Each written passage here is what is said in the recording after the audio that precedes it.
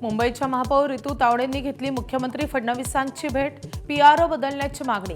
25 लाख रुपयांच्या social media टेंडरवरून झाला होता वाद।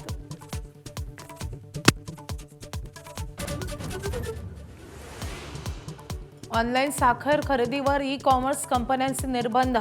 2 ते 3 किलोपर्यंत खरेदीची मर्यादा। झेप्टो, ब्लिंकिट, स्विगीनं लावले निर्बंध।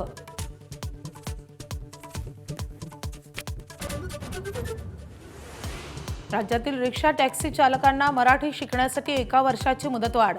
शिवसेनेकडील परिवहन खात्याच्या निर्णयाला मुख्यमंत्र्यांचा मोठा धक्का।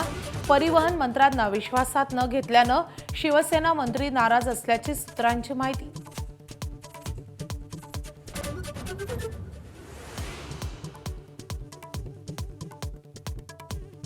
पुढचे 3 दिवस नेपाळसाठी धोक्याचे। 2 नद्यांच्या संगमाजवळ मोठा जलाशय तयार। जलाशय फुटण्याच्या मार्गावर। चीनकडून अलर्ट जारी।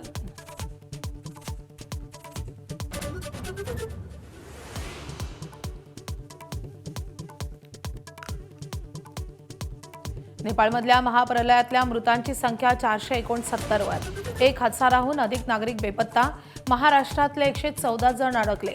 काहींशी संपर्क झाल्याची सरकारची माहिती। मनोज जरांगेंचं उद्यापासून उपोषण। मंत्री विखे पाटलांची संभाजीनगरमध्ये तातडीची बैठक। प्रमाणपत्र काढण्यास अडचणी येत असलेल्यांना जरांगेंचं अंतर्वलीत येण्याचं आवाहन।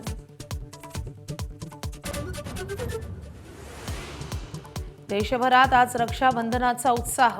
बहीण भावाच्या रेशीम नात्याला उजाळा। चांदी महाग असूनही चांदीच्या राख्या खरेदीचं प्रमाण वाढलं।